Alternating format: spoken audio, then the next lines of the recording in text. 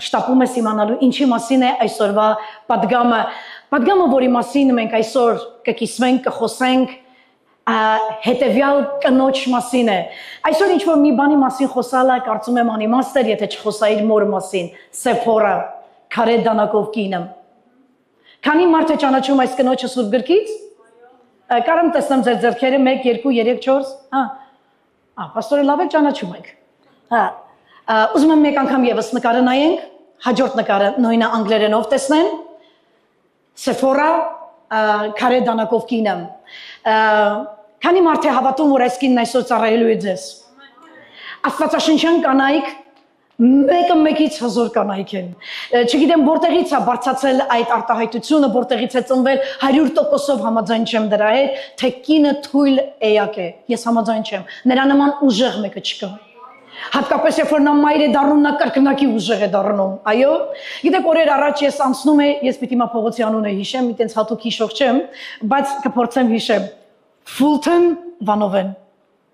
Զորով ստիպեց ինձ որ հիշեմ։ Որ սխալ չասեմ, որովհետև Ֆուլտոն Վանովեն խաչմերուկը շատ եմ սիրում։ Հարցրեք ինչու։ Ինչպես։ Կորել ես։ Ես ամենտեղ եմ կորում, երեք եղբայր ջան։ Ողջ Լոս Անջելեսով մեկ ես որ տետնակ կտե կորած եմ։ Այն որ Քասկո գնացի մի 10 անգամ, իմիջայլոց խնդում եք, բայց այն օրելի կորե ու էլի Քասկոյում հայտնվեցի։ Սա ճակատագիր է ինչ է, մեկը խոսացել ավրես էլի, որ դու միշտ հայտնվես Քասկոյում։ Եվ ես ստիպված ջուր առա նորից, բայց ես Քասկո չէի ուզում գնայի։ Մի խոսքով ինչ որ է Ֆուլտոն Վանովեն խաչմերուկում հանկարծ գնում եմ, որ պետք է արդեն Վանովենը ձախ անեմ։ Եվ մի բան եմ նկատում երկնքում, որ շատ արտասովոր ինձ համար թվաց, դժվար էր ինձ մեքենան կանգնացնելը համարյա դա անհնարին էր, որովհետև երթևեկությունը շարունակվում էր, եւ ես մի բան նկատեցի, այնքան հուզվեցի, որ երբ որ տուն հասա առաջի բանը որ արեցի, լացեցի։ Ես սենտիմենտալ մարդ եմ։ Ալելույա։ Գիտեք ինչ տեսա։ Տեսա մի թռչուն, որ իր մեջքի վրա տանում է իր ձագին։ Դիմացի ծառից թռնում էր հաջորդ մայթը, դիմացի մայթը, որ այն միշտ ծառի վրա նստած, ես ոնց հասկացա նա սովորեցնում էր թռչունի ձագին թռնել, սովորեցնում էր ոնց թռնի, ուրեմն ինչ էր արել, մտածում եմ կենթանական աշխարհին ով այս խելքը տվե, մայրը թռնում էր շատ կարճ տարածությամբ երեխան ուսերի վրա,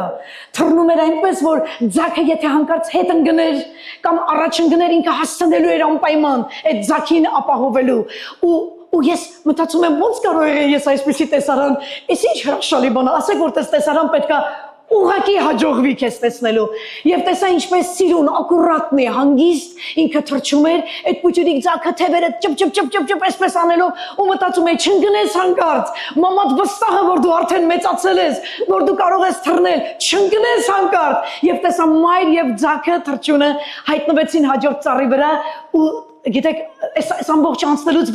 ռոպեների վարքյանների մեջ եմ տեսա ձագին եմ որ հասկացանք թռնք Փառք Աստծուն, այսպես մենք ենք տանում մեր ուսերի վրա,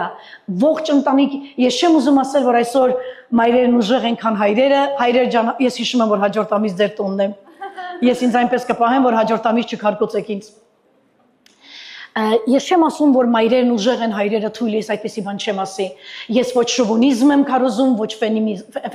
ֆեմինիզմ, ես ուղղակի ուզում եմ ասեմ, որ ինձ թողներ եմ բոլոր եղբայրներս բայց մայրը դա ուրիշ բան է, հայրը դա ուրիշ մեկն է, մոր մեջ Աստված դրել է ուրիշ որակներ, հոր մեջ ես կարծում եմ, եթե մայրը հայրը նույն որակն ունեին, նույն անունը կկրեին։ Մայրը ուրիշ որակ ունի։ Թռչունը որ թռչունը, տարավ էս մայթից այն մայթը ապահով ծառի վրա դրեց իր ձագին, որովհետև այդ օրը որոշել էր սովորացնել նրան թռչել։ Մենք այդպես մի կյանք աճեցրել, մեծացրել ենք մեր երեխաներին եւ ամենակարևոր բանը, որ այսօր որպես վերստին ծնված քրիստոնյա մամա, քրիստոնյա ծնող մեկ ուրիշ բան եմ ուզում ասեմ։ Միգուցե սրանից տարիներ առաջ երբ դու դարձի չէիր եկել Աստծուն, այս մասին չես մտածել, այս կողմով չես մտածել, բայց երբ որ դարձի եկար Տիրոջը, միգուցե արդեն այս կողմով մտածում ես։ Մտածում ենք, որ եթե մենք եկել ենք Աստծուն, եթե մեր կյանքը եւ մեր ընտանիքը, մեր սիրտը տվել ենք Աստծուն, ապա ինչպես պետք է անել, որ դաստիարակել այնպիսի որդիներ, որոնք չպատերազմեն ավետարանի հետ, որոնք քացով չխփեն ավետարանին։ Այսինքն չտեսնեմ ես մայր, ինչպես է երեխաս պատերազմ տանում Աստծո հետ։ Դրա համար այսօր մի պատգամ եմ ընտրել մի կնոջ պերսոնաժ աստվածաշնչյան, որ կոչվում է Սեփորա, եւ մի փոքր ավելի ուշ կծանոթանաք ինչու այս կինը հանդես է եկել ինձ համար այս կերպարով, կին, որը կրում է իր ձեռքին քարե դանակ։ Միգուցե այսօր Սեփորան ծառայի ձեզ, այս պատգամով ծառայի ձեզ, եւ միգուցե ձեզանից որոշները հասկանան, որ քարե դանակը պետք իրենց, միգուցե ուրիշները տեսնեն, որ արդեն ունեն այդ դանակը իրենց ձեռքում, միգուցե որոշները հասկանան, որ եթե ունես քո ձեռքին, ժամանակն է դանակը գործի դնելու։ Կրիմինալնի քարոզը։ Ասեք կրիմինալնի։ Շատ լավ, գիտեք ինչ եմ ուզում ասել։ Երբ որ խոսենք այս կնոջ մասին, մենք չենք կարող չհիշել նրա ամուսնուն Մովսեսին։ Սա Մովսեսի կինն է։ Ես մի փոքր քարտեզով եմ եկել այսօր, մի փոքր պատմական մաս եմ բերել քո մոտ, որպեսզի կարողանաս հասկանաս ինչ է տեղի ունեցել, ով է այս կինը, որ կարողանաս հասկանաս ինչու նա քարե դանակ կրեց։ Հարցը նրանում չի, որ կրել է, ինչու կրեց, եւ ինչպես եղավ, որ քարե դանակը կրելու պատճառով փոխվեց իր եւ իր որդիների ճակատագիրը։ Խոսքը գնում է նախ առաջինը Մովսես մարդու մասին, որի պատմությունը, քանի մարդ է գոնե Մովսեսին ճանաչում, Մովսեսին ճանաչում են բոլորը։ Շատ լավ։ Մենք գիտենք, որ դեռ նա նոր էր ծնվել, Աստված ծրագիր ուներ նրա հետ, ինչ արեց Աստված, երբ որ 3 ամսական էր Մովսեսը, չեմ ուզում կարդամ այդ տեղը շատ երկար է, դրա համար ես կփորձեմ բոլոր նրանք, ովքեր առաջին կամ երկրորդ անգամ են այստեղ, կամ երբևիցե չեն կարդացել Աստվածաշունչը, արագ տեղեկացնեմ, մինչև կտեսնեմ։ Կարող եմ արդյոք 60 վայրկյանների մեջ պատմությունը պատմել Մովսեսի 120 տարվա եւ հասնել Սեփորային։ Կփորձեմ։ Մովսեսը այն մեկն էր, որ Աստծո նախասահմանված էր Իսրայել ժողովրդին, հրեա ժողովրդին հանելու Եգիպտոսից, դեռ 3 ամսական էր, երբ Աստված նրան, նրա մայրը, նրա քույրը զամբյուղի մեջ դրեցին եւ Նեղոս գետով ուղարկեցին եւ գնաց եւ ուրեմն Մովսեսը հասավ Եգիպտոս եւ Եգիպտոսի փարավոնի աղջիկը ներքևում էր, մենք ավելի ուշ նրան կանդրադառնանք անպայման, բայց հիմա թրուցիկ թույլ տվեք ասեմ,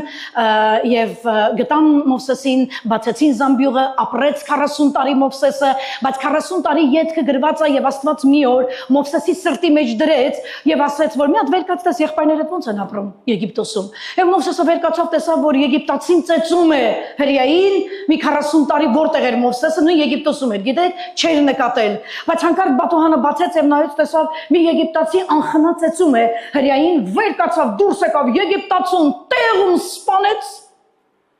եւ ասաց դու ոնց ես իմ աղբորը ծեծում։ Բայց քանի որ սպանեց եւ գիտեր, որ սա վատ է վերջանալու իր համար, փախավ Մովսեսը։ Ես ուզում եմ, որ դու նայես, Եգիպտոսը վերցրած է կարմիրի մեջ, սա կարևորում եմ, որ այս պատմությունը տենաս, որովհետև ինքը շատ պետք է գալու այսօր քեզ։ Մի հատ նայեք գրված է Եգիպտոսից փախավ, բայց ուր գնաց Մովսեսը, գնաց Մադիամի երկիր։ Գիտեք, մինչև այսօր փորձում են աստվածաշնչյան գիտակներն ապացուցելու Մադիամի երկիրը, որտեղ Մովսեսը գնաց եւ որտեղ էլ որ հանդիպեց իր կնոջը, Յոթորի աղջկան Սեփորային, ուզում են հասկանան այդ Մադիամ կոչվածը կոնկրետ որտեղ է։ Հաջորդ նկարը նայենք։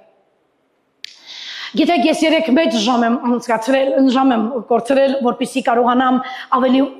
մոտենամ այս Մադիամ կոչված երկրին, ինձ համար շատ կարևոր էր հասկանալու։ Մովսեսը ամուսնացել է մի կնոջ հետ, որը հակահրեական էր,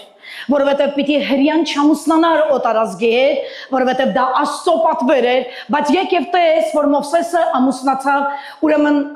կինը Մովսեսի եղել է կամ Սաուդյան Արաբիայից կամ Իրաքից։ Մադիամը հենց այստեղ է գտնվում։ Հնարավոր է, որ դա Արաբիայի ուրեմն հյուսիսային մասն է եղել եւ կամ էլ Իրաքի հարավային մասը, որովհետեւ նրա կինը մուք մաշկիտեր մեկն է եղել եւ բավականին մեծ ըմբոստություն առաջացավ Մովսեսի ընտանիքում։ Հիշում եք, Մովսեսի եղբայրը Ահարոնն եւ նրա քույրը Մարիամը, որոնք Մովսեսի քույրը եւ եղբայրն են, դեմ կանգնեցին Մովսեսին Սեփորային համար, որովհետեւ ամուսնացել էր փաստորեն կամ արաբ կամ իրաքցի կնոջ հետ։ Հաջորդ նկարն ենք ուզում նայել։ Եվ գրված է, որ 40 տարի, ուրեմն մի 40 ապրեց Եգիպտոսում, հետո Եգիպտոսից գնաց մի 40 տարի ապրեց Մադիամի երկրում, այդտեղ արդեն 80, այդ ընթացքում Մովսեսը ամուսնացավ Սեփորայի հետ, ունեցավ 2 որդի, եւ մի օր երեք երեկոյան, երբ որ կարդում էի, նկատեցի, որ իմ Աստվածաշնչում յուրահատուկ մի բան են կողքում գրված, եւ ես ինչ որ Աստվածաշնչի մեջ գրում եմ, նշանակում է դրա վրա պետք է խիստ ուշադրություն ես դարձնեմ։ Եվ ինչ էր գրված։ Գրված է, որ Մովսեսը վերցրեց այդ ոչխարներին եւ տարավ ավելի հեռու, մի հատ նայեք Մադիամի երկիրը որտեղ է։ Նայեք այդ կարմիր սլաքը սկսում անդեղից գալիս է Մովսեսը եւ գալիս է ու հասնում է Քորեբի լեռը։ Ինչ գործ ունես։ Հələ նայ Մադիամի երկրից որտեղ ես եկե։ Եվ իմ գրքում գրված էր, երբ որ մարդը խորն է գնում, Աստծո մեջ նա հանդիպում է Աստծուն։ Եվ Քորեբ լեռան վրա Աստված, հիշում եք, խոսեց մնդեղ վարվող մորենի կար եւ Աստված մորենու միջից խոսեց ուրեմն Մովսեսի հետ, բայց ես ուզում եմ դուք նայեք, որտեղից որտեղ է Մովսեսը գնացել եւ այստեղ փոխվեց Մովսեսի կյանքը, նա հետ վերադարձավ եւ իր աներոջը Յոթորին ասեց, որ Աստված ինձ հետ հանդիպել է եւ ես պետք է հետ գնամ Եգիպտոս, որովհետեւ պետք է ժողովրդին հանեմ։ Մովսեսը բնականաբար այստեղ ունեցավ խոսակցություն Աստծո հետ հակառակ, ես չեմ կարող, ես կակազում եմ, աման ես ով եմ, համել ինչ գնամ ասեմ, համել ասեմ ես ով եմ, համել ասեմ դու ով ես, բայց ես չգիտեմ դու քեզի ոնց ներկայացնեմ, ես չեմ կարող մեկ ուրիշին ասա, այդ իմ խելքի բանը չի, ես ոչխար պահող մարդ եմ, թույլ ես գնամ իմ երկիր իմ ոչխարը պահեմ, բայց Աստված նրան դեր իր մոր արգանդից ընտրել էր, որ լիներ Աստծո ծառա, անկախ նրա բոլոր սխալներին, Մովսեսը շատ սխալներ ունեցել։ Գիտեք, օրեր առաջ իմ տղայի հետ խոսում է եւ ինքը մի բան ասեց։ Այս մի բանը ես երեխան չի կարողանում կուլ տամ։ Ասում է, գիտես, ես չեմ կարողանում Աստծուն հասկանամ։ Խիչը թողեցիր, որ Մովսեսը մտնի Քանանի երկիր։ Ուշադրություն դարձրեք, մարդը 120 տարեկան դարավ, որովհետև 80-ում հետ վերադարձավ Եգիպտոս կնոջ եւ երեխաների հետ, դրանց ժողովրդին վերցրեց, 40 տարի էլ անապատներով անցավ, հիշում եք, Սինայի անապատով անցան, հասան, համարյա պետք է մտնեն Քանան եւ Աստված ասեց դու չես մտնելու։ Այս մի բան ես երեխան չի կարողանում։ Ասում եմ դու հասկացի ում հետ մարդը գործ ունի, Մովսես, որը 120 տարի տրամադրեց կյանքը երկրի վրա ու վերջում մի սխալի պատճառով Աստված թույլ չտվեց նրան մտնելու Քանանի երկիր, Աստված է հենց այդ որակի համար։ Ամեն։ Եվ Մադիամի երկրից եկավ, ուրեմն ոչխարներին արածացրեց, հերու, տեսեք ինչ ճանապարհ կտրե, հերու եկավ եւ այլն, եւ շատ խորացավ, շատ հերու գնաց, հանդիպեց Աստծո հետ։ Միջանկյալ ուզում եմ քեզ մի բան ասել։ Եթե դու խորանում ես Աստծո խոսքի մեջ, դու լավ ես անում, որովհետև եթե խորանաս աղոթքի մեջ լավ ես անում, դա քեզ մի տեղ է տանելու, որի անունն է վարվող մորենի։ Եվ այդտեղ դու հանդիպելու ես Տիրոջը, եւ Տերը քո եւ քո որդիների կյանքի համար մեծ բաներ պիտի խոսի։ Ամեն։ Շատ լավ, հաջորդ նկարը նայենք։ Եվ այսպիսով Մովսեսը գնաց տուն, իր աներոջը Յոթորին պատմեց, գիտեք, աշխարհում այսպեսի խոսակցություն կա, որ աներները զոնքաչներից լավն են։ Դա այդպես է։ Ով ասեց ամեն։ Գիտեք, զոնքաչները ամենտեղ մտնող են, քթեները ամենտեղ մտցնում են, ու դա ինձ թվում է զոնքաչը դրա համար, որ ամենտեղ մտնի։ Բայց աներները մի քիչ բանը զիրժնի։ Հավասար Մովսես եղբայրը գտնում է, որ աներները հավասարակշռված են։ Պասիվ են, աներները պասիվ են, Չէ, ասի պասիվ, ասում եմ, որ հավասարակշռված են մարդիկ, եւ ես ուզում եմ տեսնեմ, որտեղ է Մովսեսի զոնքաչը, ոչ միտեղ չկա նրա մասին գրված, բայց գրված է Յոթորը շատ կարևոր խորհուրդներ է տվել Մովսեսին, հետո երբ որ արդեն անապատ էին դուրս եկել, այնտեղ նորից կտեսնեք Յոթորին, եւ Յոթորը այնպիսի խորհուրդ տվեց, որի անունն էր բացել տնային խմբակներ, Յոթորից է դուրս եկել։ Հազարապետներ, 50-ապետներ, 100-ապետներ, բայց ինքը քուրմ էր, մի հատ նայեք, Մադիամի երկրում ապրող այլազգի մարդ էր եւ այլն, եւ Մովսեսը ճանապարհ բռնեց Հիմա մոտենում ենք պատգամին, ես արդեն նոր սկսելու եմ պատգամը տալ։ Ուրեմն Մադիամի երկիրը, տեսնում եք Մովսեսին, Մադիամի երկիրը վերցրած է օղակի մեջ, եւ Մովսեսը ստեսուն ասեց Եգիպտ Մադիամի երկրին աներոջ տանը եւ այլն աներոջը եւ վերցրեց իր կնոջը Սեփորային եւ վերցրեց երկու որդիներին եւ ճանապարհ ընկան եւ ճանապարհի ժամանակ ասում է մի իջևանատուն մտան մի գուցե որովհետեւ մի հատ նայեք ինչ ճանապարհ է Եգիպտոս դա ավտո չկար ինքնաթիռ չկար գնաց չկար էսի սաղուխտերով ոտքերով եւ այսպես պետք ասենց մարդիկ էթային մի խոսքով մի ծերից մյուսերը եւ ճանապարհին գրված է մի իջևանատուն կար եւ այդ իջևանատանը փորձեցին հանգստանալ բայց այնտեղ մի դեպք պատահեց անհասկանալի դեպք գիտեք ինչով անհասկանալի Աստված էս մարդուն ասել է որ պետք է վեր կենաս գնաս Եգիպտոսի ժողովրդին հանես եւ հանկարծ իջևանատանը որը մարդը մտնում է որ հանգստանա հենց նույն պահին տիրոջ հրեշտակը հարձակվում է որ սպանի Մովսեսին ուզում եմ հասկանամ ըստ որտեղ է բանականությունը տրամաբանությունը որտեղ է դու Մովսեսին հանել ես որ տանես որ այս մարդը լինի առաջնորդ եւ հանկարծ իջևանատանը հարձակվել ես նրա վրա գրված է որ սպաներ տրամաբանություն չկա եկեք նայենք տրամաբանությունը հələ գտնենք եկեք նայենք Ելից 4-րդ գլուխ եթե քո ձեռքին ունես Աստվածաշունչ, ապա ես կխնդրեմ որ դու բացես քո սով գիրքը, դա այն գիրքն է որ պատիվ է հետդ բերելու եկեղեցի եւ կրելու ամենտեղ։ Ելից 4-րդ գլուխ 24-ից եւ 26 համարները եկեք կարդանք, սա իջևանատանը կատարված ուրեմն դեպքն է։ Եվ ճանապարհին մի իջևանում եղան եւ Եհովան նրան պատահեց եւ ուզեց նրան սպանել, ես երևի այստեղից կարդամ։ Այո, եւ Եհովան նրան պատահեց եւ ուզեց նրան սպանել։ Եվ Սեփորան մի սուր քար առավ եւ իր որդու անթլպատությունը թլպատեց եւ նրա ոտքերի մոտ գցեց եւ ասաց. Թե դու ինձ համար մի արյունոտ փեսա ես։ Այսպես թող տվավ նրան այն ժամանակ ասեց. թլպատության համար արյունոտ փեսա։ Ասեք որ բավականին անհասկանալի բան է։ Ուզում եմ էկրանի մնա որ նորից կարդաք։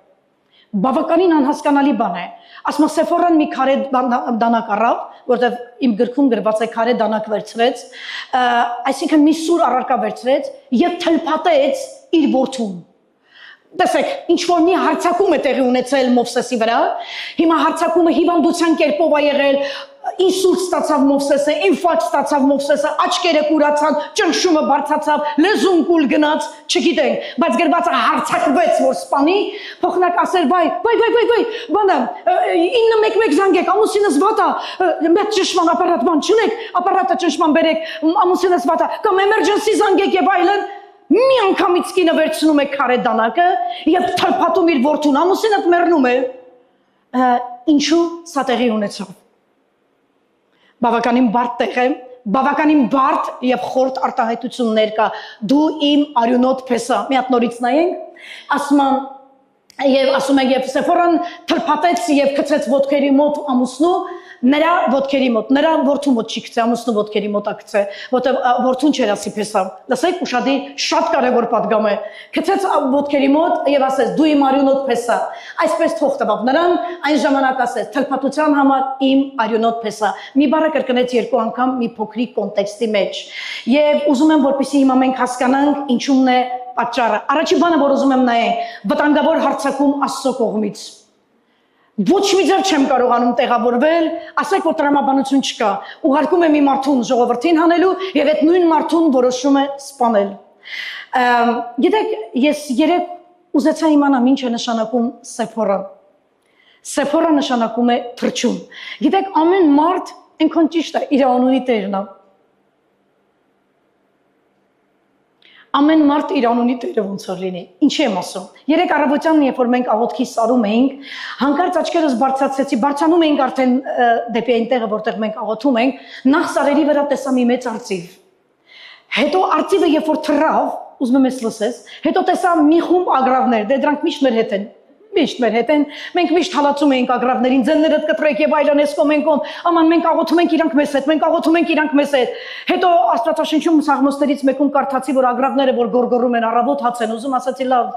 մարդու լանչի, ման բրեքֆասթի վախտնա, մի հարամի աստծուց հաց են ուզում։ Այնքան հուզիչ էր ինձ այդ այլ ագռավներին ձեր չեմ տալիս։ Բայց հանկարծ այդ դրանց բոլորի մեջ այդ թռնող արծվի ագռավների մեջ ես մի թրջուն տեսա։ Ես այդ թրջունի հետ այստեղ եմ հանդիպել, այսքան թրջուն է։ Ինչա կոչվում։ Ահա, սենց փոճիրիկ, սենց կտուցուն ինքն ամենափոքր թրջունն է։ Նստեց ընդ բզ աստեղ նստեց ընդ չես իմանում էդի որտեղ է հետո նստելու եւ այլն ու թռնում է ունեցա թռնում չես կարողանում գույնը զգաս կապուտա կանաչա թևերը եւ այլն բզ եւ նկատում ես որ առավոտ լույսը բացվել է էսի անցել է գործի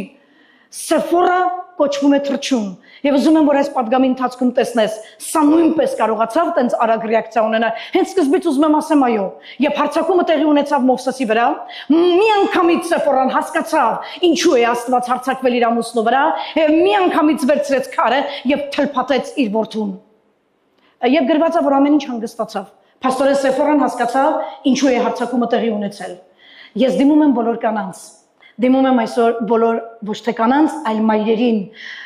ուզում եմ հենց այստեղից սկսես վերցնել քեզ համար մի կարևոր բաժին, որ ընտանիքում կարող է շատ բաներ լինել։ Ամուսինը դրսի մարդ է, աշխատանքից գալիս է, հələ տուն չմտած արդեն դեկլարացիայով դեմն են դուս գալ։ Եվ այլն ես կոմենքում։ Դու տանն ես։ Եվ դու գիտես ինչ է կատարվում երեխաների հետ, որովհետև երեխաների պահպանությունը, աճը, մեծացնելը, կերակրելը, խնամելը, հետևելը, կարծես թե մեր գործն է։ Եվ մենք պիտի հասկանանք մեր տան մեջ կատարված խնդիրները, որտեղից է դրա աղբյուրը։ Գիտեք, մենք դառնում ենք եւ ասում ենք, «Իսկ ինչ եղավ մեր տանը»։ Սա խիտ պատահեց իմ որդու հետ։ Իսկապես դու չգիտես ինչու դա պատահեց։ Սեֆորան հասկացավ ինչու Աստված հարցակվեց։ Փաստորեն խնդիրը եղել է անթլփատության մեջ։ Անթլփատություն, Մովսես, ինչպես է սա բաց թողել։ Դու լինելով հրեա ազգի ներկայացուցիչ, դու վերադառնում ես Եգիպտոս, որ Իսրայել ժողովրդին վեր կանաս, տանես անապատով դեպի Աստծո ուզած երկիրը, Քանանի երկիր, բա դու չէիր մտածում, որ քո որդին թլփատված չէ։ Մովսես, դու չմտածեցիր, որ մի օր այդ երեխան Չէ՞ որ այն ժամանակ մարդիկ վրանների տակ էին ապրում։ Մի օր այդ երեխան, փոքր երեխա է, վեր կկենա, միգուցե կխաղա կամ կուզենա հազար ներողություն միզի եւ հрьяաները կտեսնեն, որ երեխան անթլփատ է։ Որովհետեւ երբ որ Աստված կանչեց Աբրահամին, Աբրահամը ասորեցի մի մարդ էր, հայրն էլ գիտեք, աստղներ, լուսին եւ այլն երկինք տենց ինչ-որ տես բաներ պաշտող մի հեթանոս մարդ էր Աբրահամի հայրը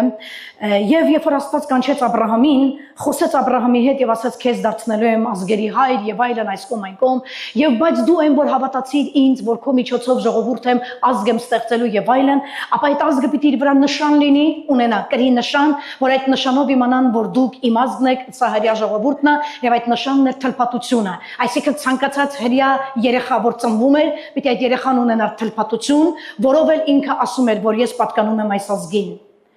Այստեղ բաց թողում է տեղի ունեցել։ Գիտեք, ես բաց թողման առիթով ինչ եմ ուզում ասեմ։ Որքան էլ որ դու լինես կոչումի մարդ,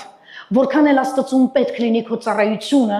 որքան էլ քո օծությունը հաճելի լինի ծառայության ժամանակ, որքան էլ դու կանչված մեկը լինես հենց Տիրոջ կողմից, ունենաս կոչում ծառայելու հենց այն ծառայության մեջ, ինչի մեջ քեզ Աստված կանչել է, ուզում եմ մի բան իմանաս, նա երբեք ոչ քո կոչումի ոչ քո օծության, ոչ քո արածի ու չարածի վրա չի փակի աչքերը։ Աստված չի անտեսում ոչինչ։ Գիտես անտեսել ինչ է։ Ինքը չի կարող, լսեք, Աստված չի կարող բաց թողում անել։ Ես ու դու կանենք։ Տնից դուրս են գալի 10 անգամ ասում ենք դուռը փակեցինք։ Այնքան ենք ասելու, մինչև այդ դուռը մի օր բաց ենք թողելու։ Ես դա հասկացել եմ։ Մենք ամեն բաց հարթուկը անջատեցինք։ Բայ արդեն ուշացանք, այսինքն մի բան չենք հասցնում, մենք կամ չենք հասցնում, կամ հասցնելուց սխալ ենք անում, ինչ-որ բաց թողումներ ենք անում, վայ, այսօր բժշկի ժամադրություն է, ոնց մտիցս կորավ։ 3 ամիս առաջ մի կերպ քեզի ժամադրություն էին տվել բժշկին, ստեղ 3 ամիս առաջ հազիվ վեկալում են, այն էլ մոռացար, բաց թողեցիր, գնացիր մի 3 ամսով նորից, այսինքն Աստված չի կարող բաց թողումներ անել, նա չի կարող վրիպումներ անել, նա չի կարող սխալվել, Նա Մովսեսին ուզեցավ ասել, սենց չես կարանալու մտնես իմ ժողովրդին տանես, լինելով, որովհետև հետո Մովսեսը լինելու էր առաջին օրենսդիրը, ով պատվիրանները Սինալերից իջացրեց ներքև։ Դու չես կարող օրենք թելադրել մարդկանց, եւ դու ոչինչ չես կարող սովորեցնել մարդկանց, եթե քո որդին անթլփատ է ու դու օրինազանց ես եղել իմ պատվիրանին։ Հարցակման հիմնական պատճառը նա էր, որ Մովսեսը չէր թլփատել, սակայն Մի քիչ պիտի գնանք առաջ հասկանալու ինչու դա չարեց Մովսեսը եւ դա արեց իր կինը։ Այս է կարևորը հասկանալու։ Շատ լավ։ Երկրորդ բանն եմ ուզում որ դուք տեսնեք։ Այս բառը չի դուրս եկել արդեն 2 օր իմ ներսից։ Սեֆորա ընտանիքի բանականության ձայն։ Սա վերաբերվում է բոլոր մայրերին։ Ես չգիտեմ, ինձ համար մայրը դա ուրիշ լուրջ անձնավորություն է։ Ինձ համար մայրը դա ուրիշ սրտի տեր, դա ուրիշ աչքերի, դա ուրիշ հայացքի, դա ուրիշ զգացմունքների տեր անձնավորություն է։ Ես ուզում եմ ձեզ ասել, ես բերել եմ այս նախադասությունը եւ սա երկրորդ նախադասությունն է, որի համար այսօր մենք ձեզ համար աղոթելու ենք եւ ոցենք Սեֆորա ընտանիքի բանականության ձայնը։ Զգացիք, որ տեղում ինքը հասկացավ ինչ է պետք անել, վերցրեց, թլփատեց եւ շպրտեց էդի եւ գրված է Աստծո հարցակումը դադարեց։ Մի անգամ այտենց մի աստծոմար Դավիթ անունով, երբ որ տեսավ, որ Աստված իրան հնազանդության պատճառով Իսրայելում 73000 մարդ խփեց, վեր կացավ մի անգամից զոհը խփեց սեղանին եւ գրված է որ Տիրոջ հրեշտակը Սատակի հրեշտակը սուրը թուրը դրեց գրպանում Դավիթը հասկացավ բանականության տեր մարդ հասկացավ ինչ է պետք անել որ անեծքը դադարի զոհ արեց Սեֆորան հասկացավ ինչ է պետք անել մենք գնում ենք միտեղ գնում ենք մեր միսիայի մեջ որտեղ Աստծո նկատմամբ եղել ենք անհնազանդ նա երբեք Աստված չի անտեսելու երբեք չի շրջանցելու այն սխալները, որ ես եւ դու ծնողներ իմանալով թույլ ենք տվել։ Ես այսօր ուզում եմ, որ ամեն մի կին, ամեն մի մայր, որ այստեղ նստած է, մտածի բաց թողումների մասին։ Այսօրվա իմ պատգամի վերնագիրն էր ուզում եմ նորից կրկնեմ, Սեփորա, քարե դանակով կինը։ Քարե դանակով կինը։ Ես կարծում եմ, ես ունեմ իմ սեփական կարծիքը, որ ամեն մայր իր տան բանականության ձայնն է։ Մի անգամից դու հասկանում ես, էսի պապային ասենք, թե չէ։ Էսի ասենք, բայց հետո երբ ասենք։ Էսի պապային ցույց տանք, թե ցույց տանք, բայց երբ ցույց տանք։ Էս պապան էլ միամիտ ուզում ես այսօր ցույց տու, ինքը կարող է իմանալ դա 10 տարի առաջ ես արել։ Ուզում ես 10 տարի առաջ ասա, հենց նոր ես արել, ասելի է, բայ դա ինչ լավն է չի ասի, բայց մի տեսակ հնոտ է այս ապրանքը։ Կարող ես շուտ եք արել, չէ, պապա։ Բայց մաման գիտի երբ ասի։ Բոլոր մամաները համաձայն են երբ ասեն, երբ չասեն։ Հա? Մամաներ խի ասեն, պապայի սաղ ցույց տան, թե ցույց չտան։ Ցույց տան, սաղ ցույց չտան, ինչքան կրճեն, տակով անեն։ Երեխեքը ուր են, ասենք տեղ են գնացել, դու գիտես ուրա, բայց խապում ես, ասում ես բանը, քննություն ունեն երեխեքը դասարանցիներով պարապում են։ Պապա, մալադեց իմ տղեն, մալադեց։ Չի պարապում է, ուրիշ տեղա գնացել, մաման գիտի ոնց դասավոր է այդ ամեն ինչը։ Մամաները տան բանականության ձայնն են, սակայն որքան էլ մենք գիտենք ոնց դասավոր ենք, այնց որ պապաները չմբոստանան, արդյոք կարողանում ես հասկանալ այս նույն հարցերում Աստծուն։ Արդյոք քո ձեռքին կա քարե դանակ, որ թլպատես, որ կտրես ընտանիքիցդ այն ավելնորդը, որը չի կարող թափանցել Աստծո թագավորություն։ Աստված երբեք չի կարող օրհնել պիղծ բանը։ Աստված երբեք չի կարող օրհնել անեծքը։ Բաներ կա, որ պետք է այդ բանականություն ունեցող կանայք, բանականության ձայն ունեցող կանայք կտրեն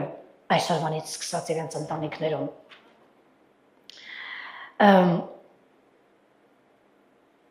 Գիտեք, մի այնպիսի կարծիք կա մեր ծնողներիս մոտ հատկապես հավատացյալ։ Տեսեք, Սեֆորան չմտածեց, որ եթե Աստված կանչել է Մովսեսին, ճանապարհ ենք ընկնում, Մադիամի երկրից ելնում են, գրանք հասնենք Եգիպտոսից, հարձակումը մարդը կարող է ճնշումը բարձրացավ, չէ։ Նա չասեց, օ, մենք միսիայի մարդիկ ենք, իմ ամուսինը Մովսեսն է, դուք գիտեք ով է նա, woman Մովսեսն է, սա Մովսեսն է, սրա մասին պատմությունն է գրելու, Աստված այսքան մարդու մեջ Մովսես չգտավ, եկավ կպավ իմ ամուսնուս, հեսա 80 տարի անգել է իմ ամուսնուս հետևից, դուք հասկանում եք, նա երբ որ ինչ-որ մի բան սկսել է, նա կանի կապ չունի, տղաս թլփատված է թե ոչ։ Սեֆորան հասկացավ, որ եթե ես եկեղեցի եմ գալիս, եթե ես հավատում եմ, հավատացյալ մաման, դա չի կարող ավտոմատ փրկել իմ որդուն։ Եթե ես հավատում եմ Աստծուն, եթե ես ծոմ եմ պահում, եթե ես աղոթում եմ, կամ մամա որ լսում է ինձ, դա չի նշանակում, որ քո որդին ապահովված է։ Փրկությունը անհատական է։ Փրկությունը անհատական է։ Կասես սրան ամեն։ Քո եկեղեցի գալը չի ապահովում քո երեխաների, տեսեք, Մովսես լինելը չապահովեց ոչ մի բան իր ընտանիքի համար, վեր կացավ որ խփեր Տերը։ Դու ոնց կարող ես ճանապարհը գնել, դու ոնց կարող ես մտնել քո միսիայի մեջ, եթե դու այսպեսի խոշոր բաց թողում ես արել, դու ում ես ստանում ժողովրդիդ մեջ, քո որդին չի համարվում հрья, եթե չունի իր վրա թլփատություն։ Այստեղ խոսքը մեզ համար, որ եկել է հասել է հազարավոր տարիներ հետո մեզ, այստեղ խոսքը ֆիզիկական թլփատության մասին չէ, այստեղ խոսքը հետևյալի մասին է. ինչ անմաքուր բան ես տեսնում որդիներիդ կյանքում, որ որպես մայր իշխանությունով չես կտրում դա, խոսքը սրա մասին է։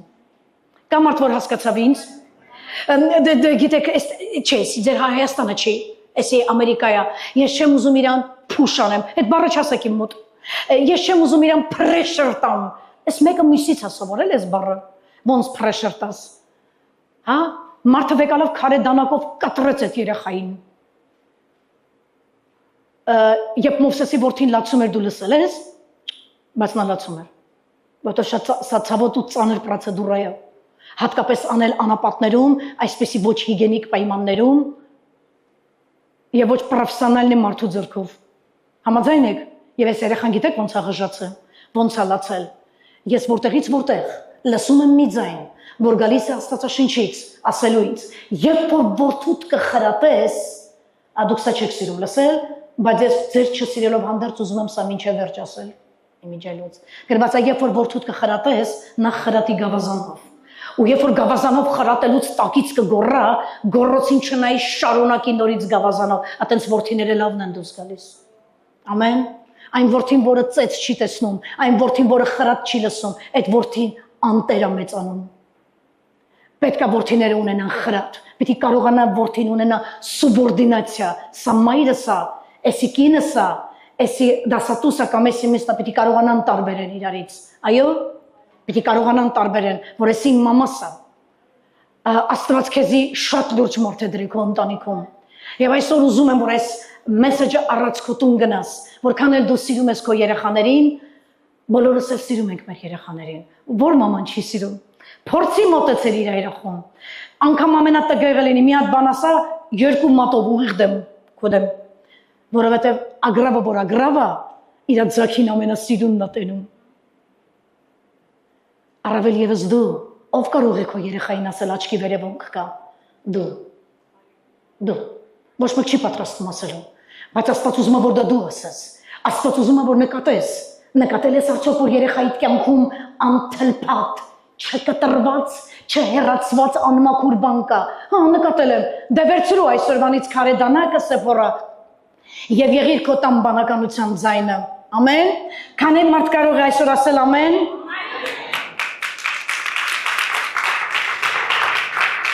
մեկ անգամ եւս ուզում եմ ասել, որ այն ինչը, որ անմաքուր է, Աստված չի կարող այն անտեսել։ Ես կխնդրեմ, որ այս պատգամը բոլոր մայրերը YouTube-ով մի հատ էլ նայեն։ Եվ դու մենակ կլինես տանը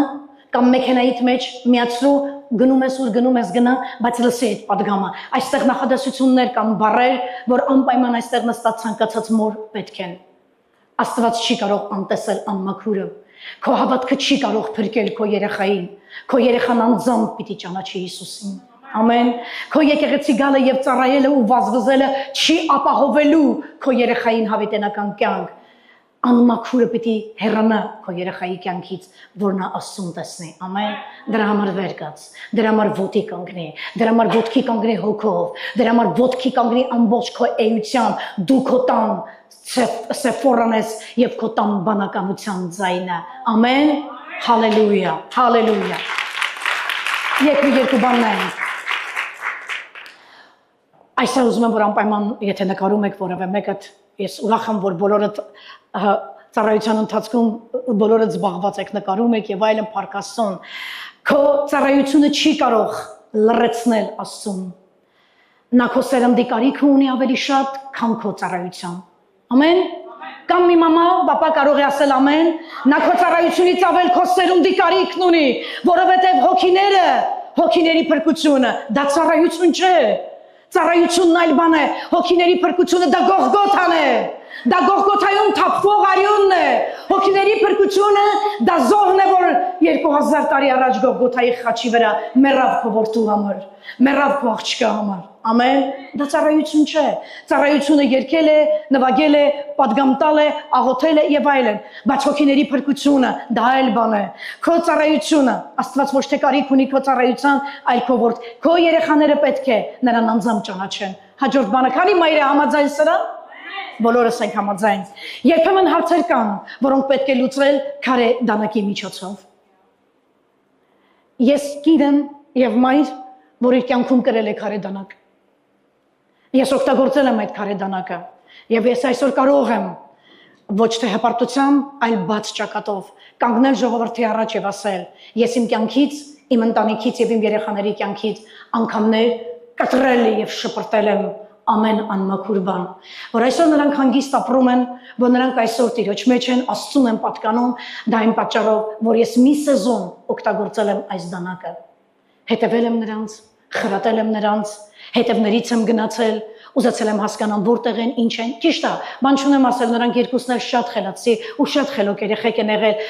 չափից դուրս տան երեխաներ են եղել, բայց ես երբեք չեմ տեսել այսպիսի բան, որ իմ տղան տուն չգա։ Չեմ տեսել իմ կյանքի պատմության մեջ, ես դաժե չեմ տեսել երբեք, որ ինքը ուշ տուն գա, ուր մնաց չգա։ Ես չեմ տեսել այդպիսի բան։ Ընկերներիս հետ այստեղ, ընկերների հետ այնտեղ, այտենց քրիստոնեական դաստիարակություն է ունեցել ինքը տանը, որ այտենց բան չկա, տունը։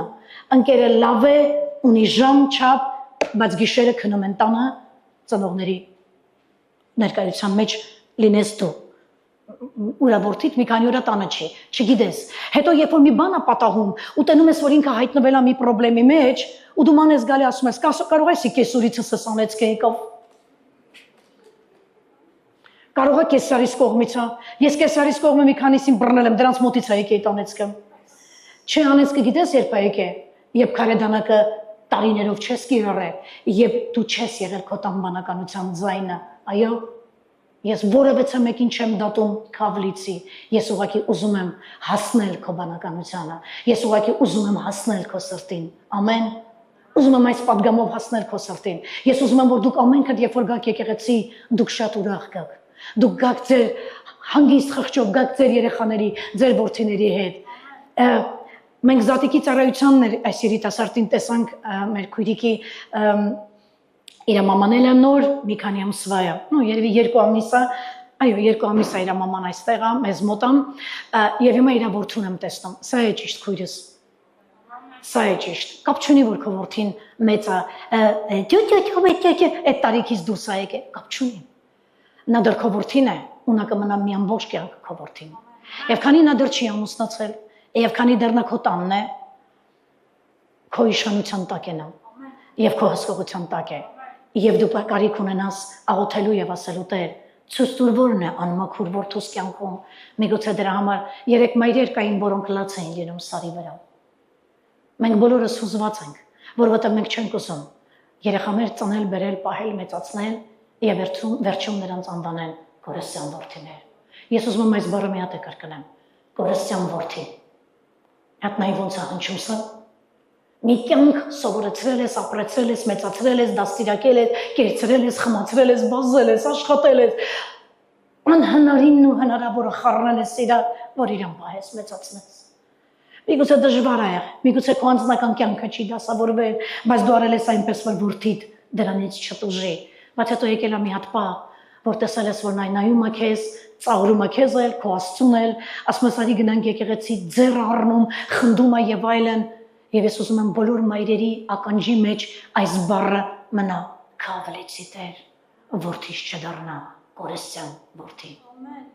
Փաստորեն ոնց հասկացանք, Մովսեսը լինելը, Մովսեսի ով լինելը չէր կարող փրկել իր ընտանիքին։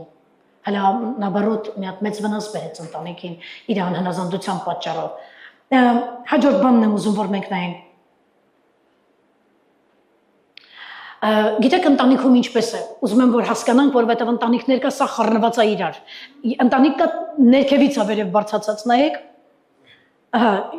Ես մտնում եմ երեխան է թելադրում։ Ես լիքը ընտանիքներ եմ եղել, որտեղ տղան թելադրում է ծնողներին, ծնողները ոնց նստեն, ոնց վեր կենան։ Դա դժբախտություն է, գիտեք, որովհետև դա նշանակում է ինչ որ մի օր ինչ որ մի ժամանակ դու քո ձեռքից տվել ես քո իշխանությունը, ել չես կարողանում հետ վեկալես։ Այո, բայց Աստվածաշունչն ասում է գոյություն ունի թեոկրատական կարգ ու կանոն, ամուսնու գլուխը Աստված է։ Մի հատ նայեք, ամուսնու գլուխը Աստված է, կնոջ գլուխը ամուսինն է, իսկ երեխաներինը ծնողները։ Այս կարգը պիտի կյանքում չխախտվի, եթե սա խախտվեց, անեծքը անխնա կլցվի մարդու կյանքի մեջ։ Այն ժամանակ քարե դանակն էլ, քարե սղոցն էլ չի աշխատելու։ Այս սա չխախտվի, որտեղ սա խախտվելուց հետո է, որ կարա տղան մոր վրա գոռա այնպեսի բառասի, որ մայրը նայ ասի, ախր երբ որ քեզ ծնել բերել եմ, քեզ պահել մեծացրել եմ, դու մի մարդ, որ տան մեջ փնտրել ես, եւ բոլորի մեջ փնտրել ես, եղել եմ ես։ Դու մի մարդում կարիք ունեցել ես, որ քեզ կերակրի հասկանա, որ դու սոված ես, դա եղել եմ ես։ Մի մարդու կարիք, որ զգացել ես, որ պետքա քո տակը չոր աներ, այդ եղել եմ ես։ Հիմա ինչպես պատահեց ձեռքը տնգեցիր իմ վրա եւ կարող ես անբարո եւ ոնց ասեմ, անհարգալից խոսել մորդ հետ։ Բայց ես դες մի բան ասեմ, այն որդին, որը չի խրատվում Աստծո տանը, Աստծո խոսքով, չի բացառվում, որ այդ որդինը տենց է խոսելու։ Եթե ոչ այսօր, ապա վաղը, եթե ոչ վաղը, ապա միսօրը։ Ժամանակի խնդիր է։ Կա մարդ, որ համաձայն է ինձ հետ։ Դրա համար Աստծո խոսքն ասում է կրթիր որդուդ, իսկ սկսած ատենը, որ ետքը որ մեծանա, չխոտորվի։ Կրկնեմ, թե բոլորս հասկացան, գրված է խրատիր որդուդ, երբ որ հենց նոր է սկսել, նոր է ծնվել։ Լավ, մենք միգուցե մի ժամանակ անցկացրել ենք, չենք իմացել, չենք ճանաչել Հիսուսին, դա Աստված հաշվի է առնում, բայց երբ որ դու արդեն ճանաչեցիր, երբ որ դու քո կյանքը տվեցիր նրան, սկսիր խրատել որդուդ։ Լսեք, ես միշտ եկեղեցու մայրերին, կանանց հայրերին ասել եմ, այն օրվանից երբ որ դուք դարձի եկաք, երբ որ լսեցիք Աստծո խոսքը, մնացած բոլոր ավելնորդ ֆինտ ու ֆլյուշկաները թողեք եւ ուշադրություն դարձրեք ձեր որդիներին, ձեր երեխաներին, որովհետեւ հակառակորդը գիտի, որ էլ քեզ չի կարանալու հեռացնի Աստծուց, բայց նա գիտի ինչպես ցավ բերի քո սրտում որդուդ միջոցով, որ դու հետո այդ Աստծուն այո ես։ Այո, Սեփորան հստակ հասկացավ խնդրեմը, ինչի մեջ էր թաքնված եւ անցավ ուրեմն թլփատությամբ։ Մի ուրիշ բան եմ ուզում նայենք։ Քեզ ոչ ոք չի հնազանդվի, քանի դեռ դու հնազանդ չես Աստծուն։ Նորմալ է։ Եթե դու որևէ մեկին հնազանդ չես, քեզ ոչ մեկ չի հնազանդվի։ Նայ, քեզ ոչ ոք չի հնազանդվի, քանի դեռ դու հնազանդ չես Աստծուն։ Եթե ես եւ դու հնազանդ չենք Աստծո խոսքին, երեխաները տեսնում են, ապրում է Աստված մեր մեջ թե չէ։ Ապրում է Աստված մեր մեջ թե չէ։ Գիտեք, տարիներ առաջ, երբ որ իմ տղաս նոր պետք է ամուսնանար, մի այսպեսի բառ ասեց իր կնոջն էլ, հարազատներին էլ, խնամիներին էլ եւ ասեց. Գիտեք, դուք չեք կարող իրան ղեկավարել, դուք չեք կարող իրան ասեք ինքը որ կողմ շրջվի, որ կողմ գնա, գնա Կիրակի չգնա, նա մի անձնավորություն է, որի մեջ ապրում է Աստված եւ անհնարին է իրան փոխելը, որովհետեւ ինքը երկար տարիներ արդեն դա մոտավորապես այդ արտահայտությունն ինքն արել է Եվ ես դեռ 23 տարի էի, որ հավատքի մեջ է, ասում էր անհնարին է իրան փոխելը, իր համար զակոնը, իր համար օրենքը, իր համար առաջնային բան է Աստված եւ ոչ մեկ չի կարող այդտեղ խցկվի։ Որտեղից այդ երեխայի մեջ այդ գաղափարը, որովհետեւ որ տեսել է իր մայրը տարիներ շարունակ իր մոր համար եղել է առաջնայինը Աստված։ Մինչեւ այսօր Աստված է եւ ես արդեն այն տարիքում եմ, որ չեմ կարծում, որ վաղը կարող է լինել պապաս, մամաս Առաջնային եղել իմ կյանքում ու մնացել ու կմնա Հիսուսը։ Ամեն, եւ սա երեխաներդ պիտի տեսնեն, որ դու պատվում ես Աստծուն, որ իր մաման առավոտը վերակացե եւ ժամ ունի սուրգի, մաման սուրգի։ Կարող է բան չասի քեզի, բայց գնալու է հավատա։ Ամեն անգամ ասելու է, մամաս անկյուն ունի, ատե նստում է սուրբ գիրքը կարդում։ Գնացի որ դուրը բացեմ, ասեմ, ինձ է շալվարն ապետ, մամաս ասեց, աղոթում եմ։ Թող քո որդիները քեզ այտենց բռնեն։ Աղոթելուց Սուրբ գիրք կարդալուց, մի օր օրերից մի օր տերն ասելու հələ բոտդ կախքցի լսի ինչ է մամա տաղոթում, ու լսելու է որ քո անունն է տալի, երեխու անունն է տալի, որովհետև չեմ կարծում մամաներ, որոնք ունեն որդիներ, այսուհետև ուրիշ բանի համար աղոթի, մեր աղոթքին յութը մեր երեխաներն են, ու պիտի երեխաները լինեն, ամեն, դու ինչ-որ մի բան վերցնում ես, Սեֆորան վերցրեց քարեդանակը, կտրեց եւ միանգամից գրված Աստծո հարվածը, հրեշտակի հարվածը դադարեց։ Բոլորս հասկացանք, որ խնդրեմը թրփատության մեջ էր։ Այո, բայց ինձ հարց է առաջանում, ինչու է երեխան թրփատված չէ եւ ինչու է հարցը ինիցիատիվան վերցրեց նախաձեռնությունը իր վրա ուրեմն Սեֆորան։ Եկեք մի բան նայենք։ Հոգևոր առաջնորդը չի կարող գերությունից դուրս հանել մի ողջ ժողովրդի, այստեղ խոսքը գնում է Մովսեսի մասին, եթե ինքը իր վիճակի չի ղեկավարելու իր սեփական ընտանիքին։ Երբեք Աստված քեզ չի կանչի մեծ գործեր անելու։ Օ, գիտեք, Տերը ինձ էս կոչ նայում եմ իրան, ասում է Տերը ինձ էս ինչ կոչումն ա տվել։ Մի գուցե, բայց նայում եմ իր ընտանիքը չկա կողքին։ Նայում եմ իր որդիները ավետարանի հետ պատերազմում են։ Այդ ինչ կոչում է։ Քեզ այդ կոչումը պետք չի։ Ես ուզում եմ ասեմ, դիր այդ կոչումը մի կողմ գնա ուղիղ երեխաներիդ ետևից։ Գնա երեխաներիդ ետևից։ Թող քո աղոթքի նյութի 90%-ը զբաղեցնեն երեխաներիդ փրկությունը։ Համաձայն է ինձ հետ մի մայր գոնե, մի մայր,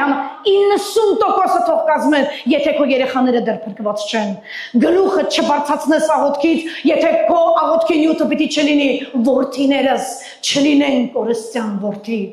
Ամեն։ Երբեք Աստծունի չանհրաժեշտ էր Մովսեսի ծառայությունը, եթե Մովսեսը օրինազանց էր իր կնոջ հետ մեկտեղ։ Կինը արաբեր կամ իրաքցի էր, մենք արդեն հասկացանք ինչ որ այդ ազգերից մեկն է եղել, հրյա չէր։ Եվ հնարավոր է որ Մովսեսն ասել է որ պետք է երեխային թլփատել, եւ ինքն ասել է, օ, մեր ազգի մեջ, մեր ժողովրդի մեջ այսպեսի սովորություն, այսպեսի ավանդություն չկա, դուք ձեր հрьяաների մոտ թլփատում եք, հնարավոր է, Սեֆորան ընդդիմություն է եղել ընտանիքում թլփատության հարցում ու Մովսեսը միգուցե գլուխ չի դրի ասելա ով չես թլփատում անցան գնացինք բայց այդպես բան չի լինում ես կրկնում եմ Աստված աչքաթող չի կարող անել Աստված Մովսեսին իջևանատանը որ հարցակվեց խփելու Մովսեսին ուզեցավ հասկանալ հայրը պետք է իր իշխանության տերը լինի ընտանիքում մայրը Իրանը ամեն եւ Սեֆորան հասկացավ որ խնդիրն եղել է թլփատության մեջ վերցրեց, կտրեց եւ Աստծո բարկությունը դադարեց։ Շատ հնարավոր է, մենք 100%-ով չգիտենք եւ երկին կգնանք Սեփորային եւ Մովսեսին կհարցնենք, ինչու երեխան թլփատված չէր եւ դուք դա անտեսել եք ու դուք փորձում եք գնայիք ժողովրդին հանեիք Եգիպտոսից, այս կարեւորագույն բանը անտեսած։ Այդ ընտանիքը այդ մի գաղտնի բանը մնացել է, բայց հասկանալի է, որ երբ որ Սեփորան ձեռքը վերցրեց քարեդանակը, հասկացավ, որ իր սխալը պիտի ինքը շտկի։ Հարցեր կան, ես չգիտեմ հայերենում ոնց կան, ռակավույ, ճակատագրական կարևոր հարցեր, որ կինն է սիտուացիայից փրկում ընտանիքը։ Ամեն, մայրն է սիտուացիայից փնտրում ընտանիքը, այդ իրավիճակից փնտրում ընտանիքը։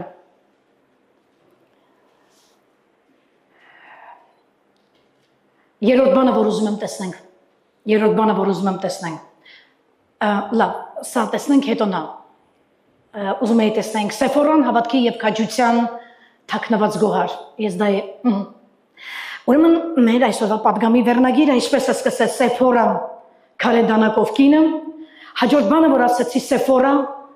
բանականության ձայնը ընտանիքի եւ հիմա մյուս բանը որ ուզում եմ ասեմ սա է Սեֆորա հավատքի եւ քաջության թաքնված գոհար։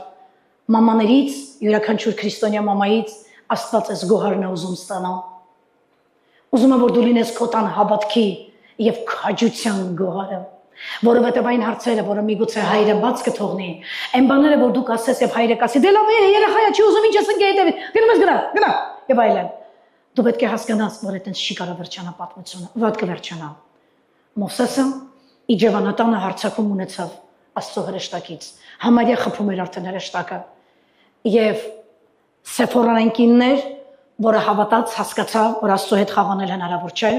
եւ վերցրեց այն, որ ինքը իրավունք չուներ անելու, ինքը արեց։ Երբեմն կան բաներ, որ դա քո ֆունկցիայի մեջ չի մտնում, բայց սիտուացիաներ կան, որ դա դու պետք է անես։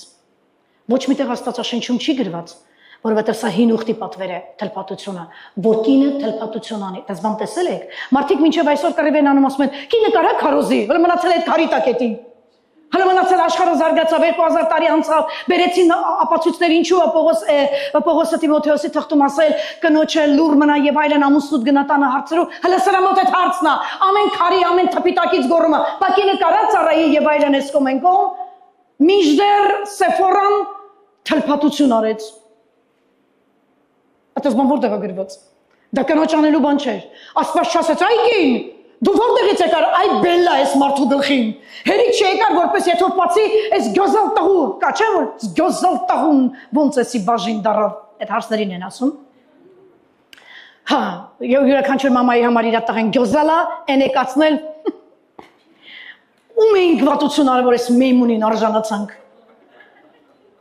Ես միշտ ասում եմ այն հարցը, որ արդեն քո տունայեկի աշխարհի ամենալավ աղջիկն է։ Ամեն։ Որովհետև ձեզ է յոլատա։ Ձեզ է յոլատա։ Ատենցա թե չէ, էսի շատ դուրները տեկավ։ Էսի շատ դուրները տեկավ, հալելույա։ Կարար չէ Սեփորայինի Աստված ինչ ասել։ Աշկի սրվում այսի քո ձեռագիրն է եղել, հա։ Մի անգամից տեղը բերեցի։ Ես ասում եմ հիվանդությունը ինչ կերպով որ ուզեցավ հրեշտակը խփել ոչ մեկին բարձ չէ որտեղ չի գրված։ Միգուցե աչքերը մարդու կուրացավ, միգուցե ճնշումը բարձացավ, միգուցե մարդու մոտ սրտի կան գրանցվեց Մովսեսի, բայց ինքը չզբաղվեց ամուսնով, ինքը զբաղվեց նրանով, ինչը կարող էր կանգնացնել ամուսնու մահը։ Ինքը բռնեց պատճառը եւ լուծեց պատճառը։ Այո։ Սեփորա որտեղ է այս Սեփորը որտեղ է գրված որ հին ուխտուն կինը տղամարդ թլփատի ոյ կարողացանք հասկանալ որ Աստվածաշունչը 1000 բեկորներ ունի ադամանդի քարի նման ամեն կողմով որ քայլում ես մի բան կտա քեզ որ առաջի անգամ ես տեսել հին ուխտուն կինը թլփատություն անի չկա տենց բան Սեփորան եղել է եզակի կինը ով արել է թլփատություն եւ Աստված ասել է ճիշտ արեցիր եւ այդ դրա պատճառով մահը կանգնեց եւ այդ կնոջ պատճառով Մովսեսը ապրեց հավատքի եւ քաջության մարմնացու Ես հիմա ձեզ ուզում եմ ասեմ, որ այս քարե դանակի պատմությունը, միգուցե դու առաջ անգամ ես լսում, բայց հրեաները սա որպես տոն են տոնում, գիտեք, եք մի բան նայենք, Սեփորայի քարե դանակի պատմությունը դիտվել է հրեաների մեջ, հրեա ժողովրդի մեջ, որպես ընտանեկան համերաշխության սիմվոլ, ելից դուրս եկողեն, ելից ուրեմն որ դուրս պիտի գային զատիկի ժամանակ հրեաները Եգիպտոսից, ելիցի նախորդին Դա որպես տոն է նայվել ընտանիքի ընտանեկան համերաշխության, այսինքն Սեփորան լինելով օտարազգի կին, գիտեք այստեղ մեծ դժվարություն եմ տեսնում հայ ժողովուրդը, որ աղջիկ է բերում օտարազգից։ Ինչու՞։ Մենակ հայի հետ ամուսնանան, ես ուզում եմ նայեմ Աստծուն, որ օրենքը ինքն էր հանել, որ հրեան պիտի չամուսնանա օտարազգի հետ, բայց Մովսեսն ամուսնացավ օտարազգի հետ, ինքն էլ տեսեք որ յոթորի աղջիկը քուրմի աղջիկ է եւ ոնց հասկացանք սա կամ արաբ էր կամ ինչ էր սև մաշկ ունեցող մեկն էր որի համար մեծ պատերազմ արեցին Մարիամը Մովսեսի քույրը եւ եղբայրը բայց որքան էլ Մարիամը եւ Մովսեսի եղբայրը դեմ կանգնեցին Աստծուն Սեփորայի համար որ այսպիսի կին է առել ես չգիտեմ ինչպես Աստծուն հասկանամ Երկուսին էլ գիտեք ինչ օրը դրեց Աստված Մարիամը բորոտացավ Աստծո դեմ Սեփորայի մասին խոսելուց Մովսեսի համար որ էս ինչ կին առել եւ այլն էս կոմենկոմ Մովսեսի դեմ չարախոսելու պատճառով երկուսն էլ պատիժ կրեցին Ես ուզում եմ հասկանամ Աստծուն սա քո կողքի խոսքի համաձայն է նախ այս բանն անում դու ես ասել որ չամուսնանան Գիտեք ես ուզում եմ ասեմ որ Իհարկե սա շատ խիստ հայկական մի բան է որ տղաս ամուսնանա միայն հայի հետ օքեյ չեմ կարուզում որ ամուսնանա Բելարուսի հետ կամ ուկրաինացու կամ դեստեղ ավելի մոտ ազգը Մեքսիկն է եւ այլն ես էդի չեմ քաջալերում բայց ես ուզում եմ ասեմ որ ճակատագրերը դուք չեք որոշում այնպես ստացվեց այս մարդու կյանքում որ ինքը հայտնվեց այդտեղ եւ ամուսնացավ այս կնոջ հետ եւ Աստված դա թույլ տվեց Սեփորան հարց չէ Իսրայելին Ինչպես Հռութը թողեց ամեն ինչ, ամուսինը մահացել էր, այլևս անելու բան չուներ Նոյեմիի հետ, բայց Հռութը էր, հետ վերադարձավ Նոյեմիի հետ, ասեց քո Աստվածն իմ Աստվածն է, ինչ աղջիկ դարավ հետագայում բոսիկինը, բայց Սեփորան Հռութ չէր, բայց Սեփորան էլ պակաս չէր։ Կին, որը բանականության ձայնն էր ընտանիքում, կին, որին համարում են հավատքի եւ քաջության անգնահատելի գոհար, կին, որը կրում էր իր ձեռքին քարե դանակ, ով մաքրեց բախտությունն ու շպրտեց իր ընտանիքից եւ դրանով իսկ Աստծո բարկությունը կանգնացրեց։ Բայց ես երբ որ կարդացի այդ համարը, ձեզ մի բան ասեցի, այնտեղ գրված է իմ արյունոտ փեսա։ Կարդացիք, գրված է թլփատեց ու շպրտեց ամուսնու ոտքերի տակ եւ ասեց դու իմ արյունոտ փեսա։ Գիտեք, ես կարծում եմ այդ օրը Իջևանատանը առաջին անգամ Սեփորան իրան հрьяաների հարսը զգաց։ Հрьяաների մեջ հարսը զգաց, Մովսեսին ընդունեց իրեն որպես փեսա։ Յուրաքանչյուր ամուսնություն, յուրաքանչյուր ուխտ լինում է արյունով։ Սեփորան դարձավ հрьяաների հարս այս պատմությունով, կտրեց, գցեց եւ ասեց իմ արյունոտ փեսա։ Ամեն, հետաքրքիր պատմություն է, այո։ Ես շատ սիրեցի այս կնոջը, թեկուզ իր մասին էլի եմ քարոզել, բայց երեք մի քանի ժամ եմ անցկացրել Սեփորայի կյանքի վրա, մի քանի ժամ եմ անցկացրել այս անձնավորության վրա, արդյոք սա սուրբ գրքում, արդյոք սա Աստծո մեջ արժեք ներկայացնող կին էր։ Արժեքը ոնց է քեզ համար, եթե եւս մեկ անգամ բարձրաձայնեմ նրա արժեքի անունը, Սեփորա, հավատքի եւ քաջության անգնահատելի գոհար։ Ամեն։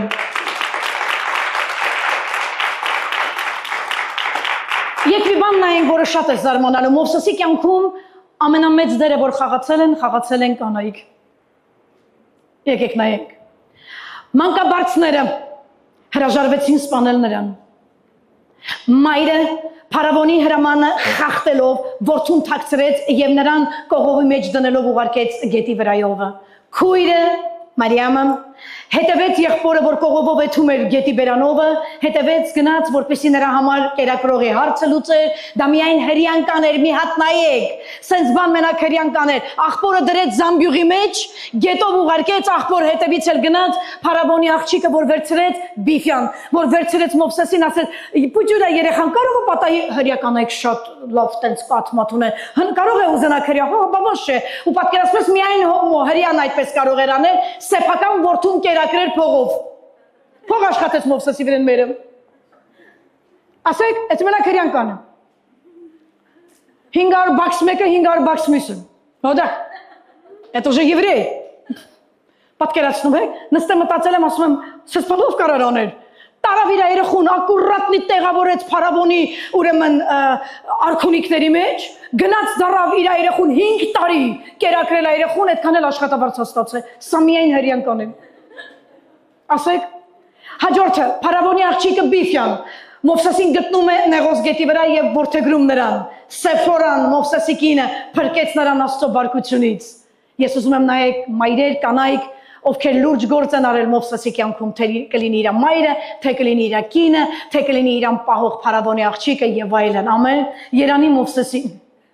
Երանի Մովսեսին։ Այս բոլոր կանայք պարզ կանացի գործել են պարզ կանացի մտածելակերպով, որոնք փրկեցին Աստծո մարդ Մովսեսի կյանքը։ Ես ուզում եմ այս նախադասությունը, որ հիմա կասեմ, որևէ եղբայր չնեղվի։ Այստեղ չէր կարող գործել տղամարդու բանականություն, այստեղ գործել է կանանց։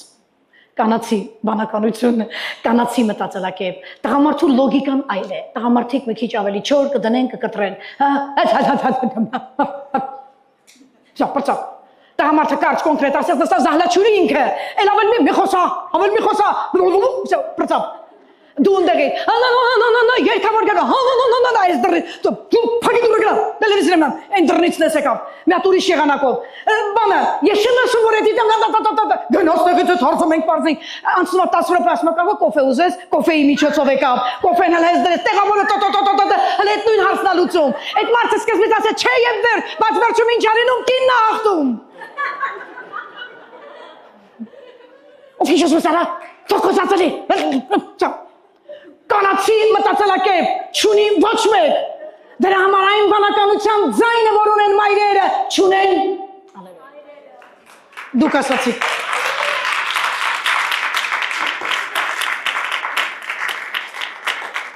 Ալելույա, հաջորդ բանն եմ ուզում նայենք,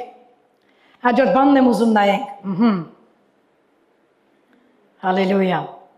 Սեֆորա քարե դանակով կինը։ Մենք մի քիչ առաջ էլ ասացինք, որ ինչու չէր թլփատված եւ այլն արդեն այդ մասին խոսեցինք, որ թլփատությունը պատճառ դարձավ, որ նա արտահայտությունն էս արեց իմ արյունոտ փեսա եւ դարձավ արդեն այդ ազգի մի մասնիկը։ Հնարավոր է մի հատուկ տենց բաներ չի գրված 7 օրը ուներ 6 թե 7 աղջիկ, կարծում եմ ամենաշուստրի աղջիկը սա էր։ Գիտեք ինչու։ Մովսեսը սրան ուզեց։ Կամ էլ ինքը օգնեց, որ Մովսեսը իրան ուզի։ Ատենց էլ լինում։ Մնացածը մնացին տունը։ Էս մեկը գնաց։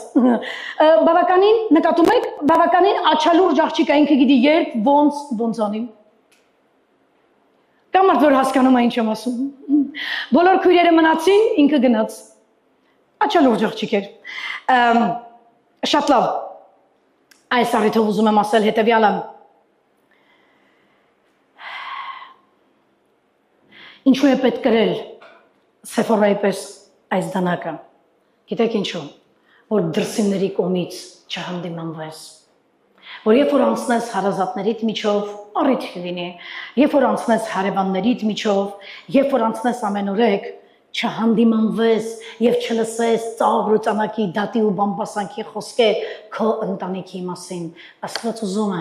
որ եթե դու չես ունեցել երբևիցե քարե դանակ, գիտեք ես ինչա, չգնաք տուն ընկերներ, ձեր դանակներն առեք սրեք, ընկրեք երեխեքի գլխին, դնեք թլփատեք այդ երեխեքին, բասես բան չանեք, ալելույա։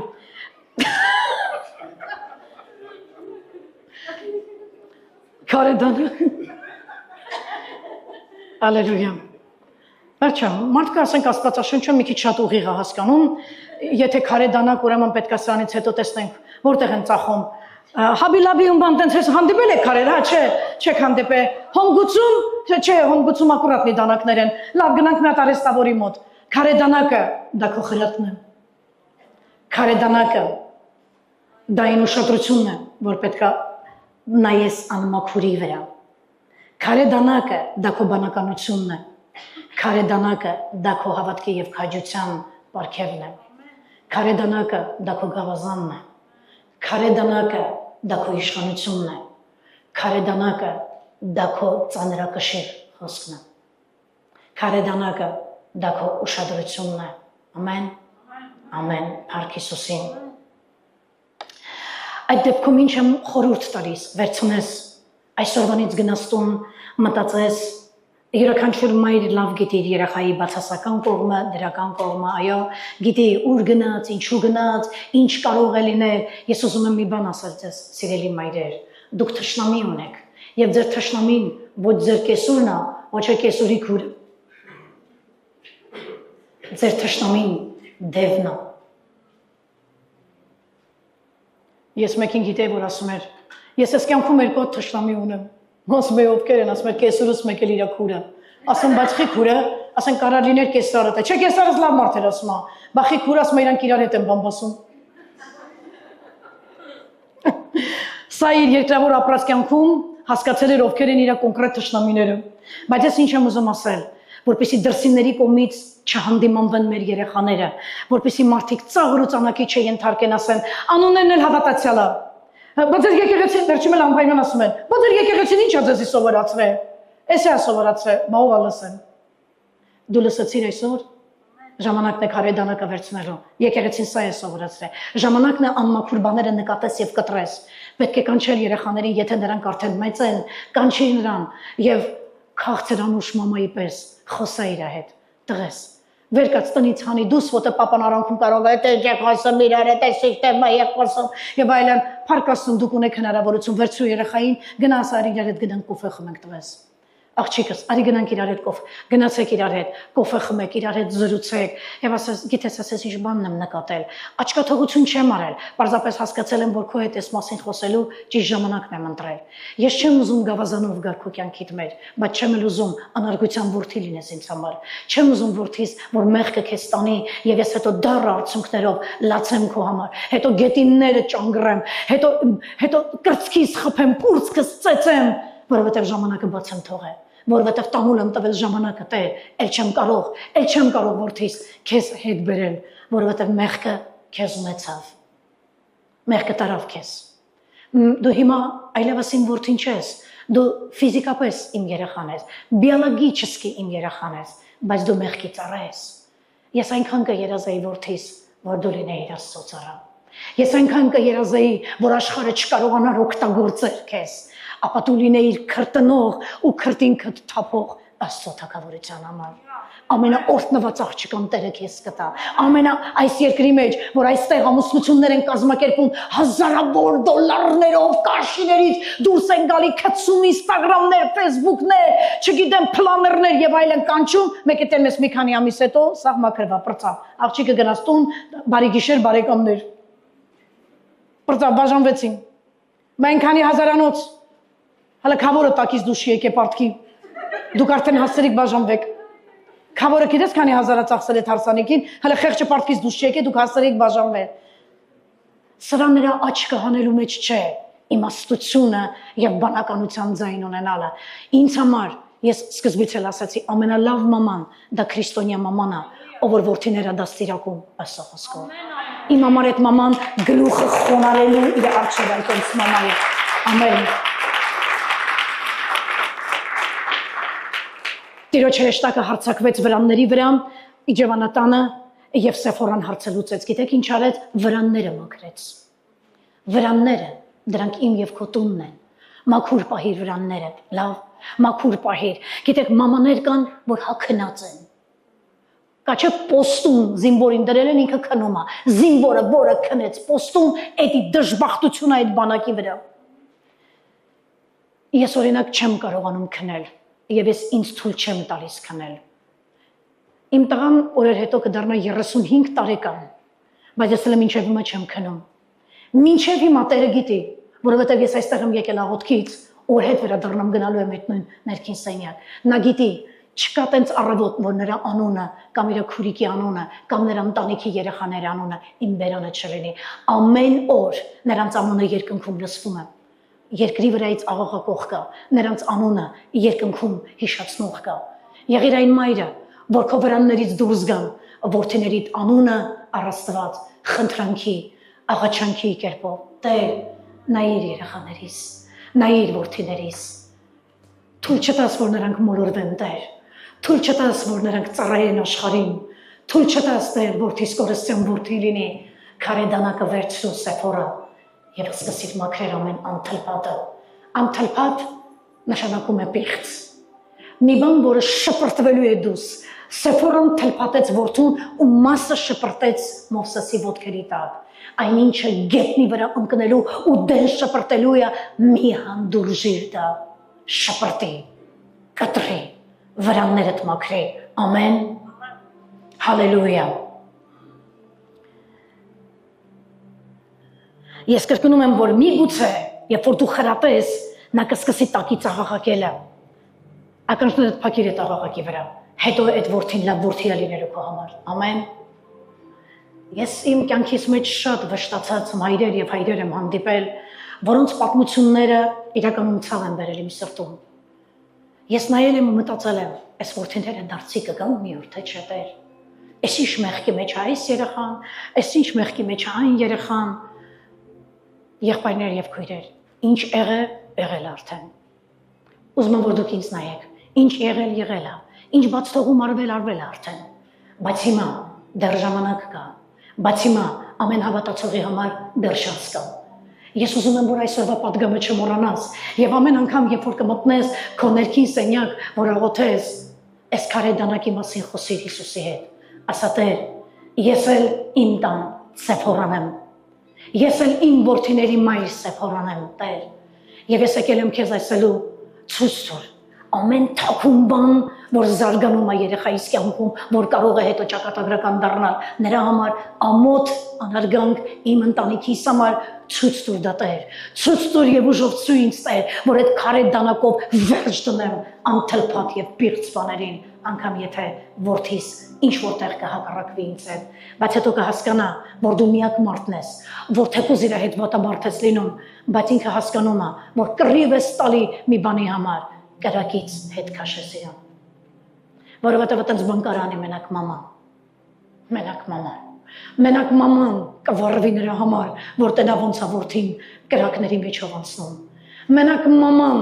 ուտելը խմելը ամեն ինչը կթողի, ուրախություն, հանգիստ, սաղ տակն ու վրա կանի։ Մենակ մաման այն փողոցի թրջող թրջունի նման ձեռքերը կտարածի, որ այդ փուճուր ձակը իր մեջքի վրայով գնա, որ տանի դրան տեղ հասցնի, որ հանկարծ, եթե սայթակի ճանապարհին ընկնի իր կռնակի վրա, ընկնի իր մեջքի վրա, թող քո որդիդ ընկնի քո մեջքի վրա, դու նրան կռնակիդ վրա տար դեպի Հիսուսին, քան նա կընկնի մեղքի վրա, մեղքը ջարդու փշուր կանի իրան, լսում ես, եկ մի բան նայենք, այսօր շատ տղամարդիկ և կանայք չեն կարողանում ճեղքել իրենց ուզած բնագավառները կյանքում, մեկն ասում է չեմ կարողանում մեր ընտանիքում ֆինանսական օրհնություն չի գալի, ինչի մեր ընտանիքում հաշտություն չի գալի, ինչի մեր ընտանիքում ուրախություն չի գալի, ըստեղ ուրախանում ենք, ընդեղ լացում ենք, ըստեղ աշխատում ենք, ընդեղ կորցնում ենք, էսի ուզում ենք ձեռք բերենք, ասեցինք, արդեն հասանք ինչ-որ միտեղ ու կրկին կորցրեցինք, ինչն է պատճառը, որ մենք չենք կարողանում այդ բնագավառները ճեղքել,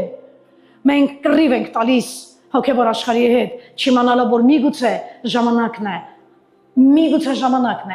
վերցնել քարե դանակը եւ սկսել թլփատել սեփական իսկ երեխաներին, որ միգուցե անմաքուր բաները վաղուց ի վեր գրգռել են Աստծո բարկությունը։ Մովսեսը այդ չնկատված եւ այդ չհաշվարկված այդ քայլի պատճառով գրգռեց Աստծո բարկությունը։ Լավա փառք Աստծո, որ Սեփորան հարցին վերջ դրեց։ Ինչն է գրգռում Աստծուն, մեղքը։ Ինչն է գրգռում Աստծուն, ինչն է գրգռում անհնազանդությունը։ Ժամանակն է, որ դու ոտքի կանգնես, ով Աստծոքին, եւ տեսնես որտեղ է քո քարե դանակը, եւ ընդհանրապես դու դա ունես, թե չէ, եւ ունեցել ես երբևիցե թե չէ, որտեղ է քո քարե դանակը, վեր կաց, եւ վեր կացու ամեն անմաքուր բան, ամեն անհավատություն, ամեն անհնազանդություն, վեր կաց եւ այդ դանակով կտրի ու շպրտի, որպեսզի Աստծո բարկությունը կանգ առնի քո եւ քո երեխաների կյանքում, որպեսզի այն բնագավառները, որը ուզում ես վաղուց ի վեր ճեղքել, մտնել, արգելքներ չլինեն այլևս մտնելու համար։ Ամեն, Աստված երբեք չի կարող օրհնել անեծքը։ Կրկնում եմ, մի հատ եմ կրկնում, նա երբեք չի կարող օրհնել մեղքը, Աստված երբեք չի կարող քո կողմից կոչվել անտեսող Աստված, վրիպող Աստված երբեք, նա չի վրիպում, նա չի անտեսում ամենափոքր մանրուքը, այն ինչը գրգռում է Աստծո բարկությունը, այն արժան է քարե դանակի։ Ամեն։ Մի բան էլ նայենք։ Չի կարելի Աստծուն եւ նրա խոսքը հարմարացնել, ես այնքան եմ ուզում ես բառը դու նկարես։ Չի կարելի Աստծուն եւ նրա խոսքը հարմարեցնել մեր սխալի հետ։ Դե գիտես, դե հիմա գիտես ոնց, դե մի րոպե սպասի բացատրեմ, դե գիտես էսի խի եղա, որովհետեւ սրա հերը, որովհետեւ նրա մերը, որովհետեւ կեսարս, որովհետեւ կեսուրս, այս մեկն էս ասեց, այն մեկն էս ասեց, վերջացրու։ Չի կարելի Աստծուն եւ նրա խոսքը հարմարեցնել մեր սխալների հետ։ Հակառակը, մեր սխալները պիտի մերկացվեն նրա ճշմարտության առաջ։ Կասես սրան ամեն։ Մի փորձիր հարմարացնել Աստծուն։ Դե ես ո մեղավոր չեմ։ Ախր դու տեսա ես ինչ տուն հարց գնացի, ախր իմ ամուսինն ասում ախր կինս։ Ես ուղղակի կանանց մի հատ խորհուրդ կտամ։ Մի գցի ոչ ամուսնուդ վրա, ոչ էլ ամուսինը գցի կնոջ վրա։ Դա ձեր երկուսի բաց թողումն է։ Մովսեսը, որը ստացավ այդ հարվածը, եւ Սեփորան, որը լուծում տվեց այդ հարվածին, նրանք երկուսով չէին եկել թլփատության հարցում համաձայնության։ Ամեն։ Նրանք երկուսով չէին եկել, բայց հետո երկուսով միանգամից եկան, երբ եղավ ուժեղ հարձակում Աստծո կողմից, միանգամից հասկացավ ինչա պետք անել կինը եւ Աստծո բարկությունը դադարել։ Ես ուզում եմ ասեմ, որ ես այսօր եկել եմ այստեղ, քեզ ասելու մի թող, որ հարձակումը լինի, հետո քարե դանակը վեկալես, պարտադիր վերցնելու է, իրավիճակը ստիպելու որ վերցնել, բայց մինչեւ վերցնելը, հիմա եմ ասում ոտքի կանգնի հոգու մեջ, վերցրու այդ քարե դանակը, նկատի որտեղ է Աստված ցույց տալի պիղծ, անհավատ, անհնազանդ բան, դիր և կտրի, որ հետո հերթը չհասնի Աստծո հարձակմանը, հաջորդը նայենք, ստեղ նայենք, թլփատումը ուղեկցվում է գոռոցներով և ցավով, բայց թույլ մի տվեք, այդ ձայնը կանգնեցնի ձեզ, եթե այս ձայնը կարողացավ կանգնեցնել քեզ, ապա ապագայում դուք կրկնակի ուժեղ ես լացվելու, Ես երբեք եկեղեցի չեմ գալիս բերելու այնպիսի պատգամ, որ մի քանի ժամ զբաղացնեմ ձեզ։ Ես այստեղ նրա համար չեմ, որ ձեզ զբաղացնեմ։ Ես այստեղ նրա համար եմ, որ փոխանցեմ այն, ինչ որ Աստված է ուզում ասել։ Ես երկար եմ մտածել, ես եկել եմ Տիրոջ առաջ, ինչի մասին կարելի է այսօր խոսել, եւ Աստված սա է դրել իմ սրտի մեջ։ Այնպես չէ, որ ես չէի նստել աշխատելու մեկ ուրիշ պատգամի վրա, բայց նա սա բերեց։ Քանի մարդ է համաձայն, որ եթե Աստված այսօր խոսում է կտրել եւ հեռացնել, թլփատել անմաքուրը եւ այլն, նշանակում է այդպիսի խնդիր կա ինչ-որ մեկի ընտանիքում 100%-ով։ Ինչին որ քո որդին ձեռք է գցում, ու դու գիտես, որ դա մեղք է, մի հանդուրժի, տալիրանտն է լինելը, դա ստուշ է։ Բայց մեզ այստեղ սովորացել են տալիրանտն է լինել, տեսար ես մարդուն մեղքի մեջ, տալիրանտն է, գործը չի, երեխուն տեսար, տալիրանտն է եղի։ Ինձ կներեք, բայց Ամերիկան չի կարող ինձ փոխել։ Ամերիկայի գաղափարախոսությունը չի կարող ինձ փոխել։ Տալիրանտն է հանդուրժողական լինել մեղքի նկատմամբ, դա նշանակում է դու հոգևոր մեռած ես։ Ամեն անմաքուր բան չի մտնելու երկինք, հաստատ չի մտնելու։ Հաստատ չի մտնելու։ Ամեն մի սիրտ, որը չի թլփատված Աստծո համար, չի կարող Աստծուն ծառայել։ Ամեն սիրտ, որ չի կանչում նրան հայր, չի կարող արքայությունում լինել, չի կարող արժանանալ արքայությանը։ Ամեն։ Հալելույա։ Ուզում եմ, որ դու ոտքի կանգնես։ Ուզում եմ, որ քարե դանակն այսօր քո կյանքում օգտագործես մի զուտ մի պատճառով, զուտ այն պատճառով, որ կանգնացնես Աստծո բարկությունը։ Եթե մենք խոսում ենք քարե դանակի մասին, եւ եթե մենք խոսում ենք, որ կանգնացնել Աստծո բարկությունը, նշանակում է հերու հերվանից այդպիսի ալիք է գալիս։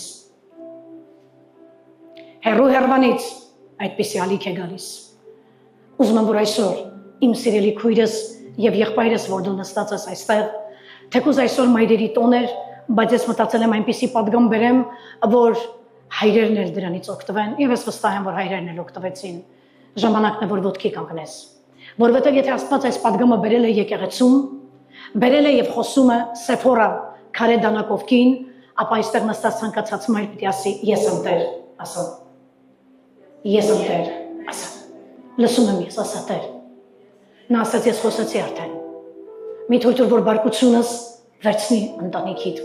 Մի թույլ տուր, սա նայեք որպես Տիրոջ ողորմություն։ Մի թույլ տուր իմ բարկությունը լափի այն ամենը, ինչը որ տարիներով կառուցել ես, վերցու քարե դանակը, կտրի, շպրտի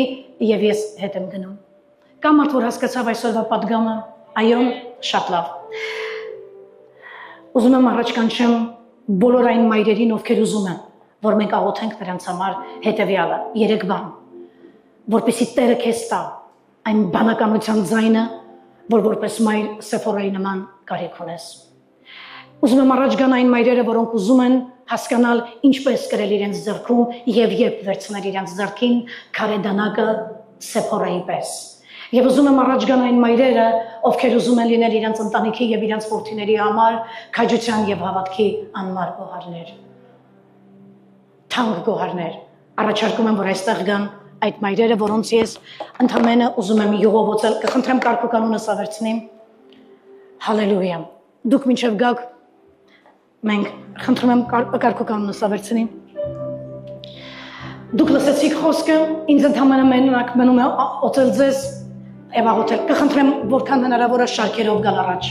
Միայն մայրերը գան առաջ։ Կխնդրեմ առաջ գանք եւ շարքերով կանգնենք լավ։ Հալելույա, փառք Տիրոջը։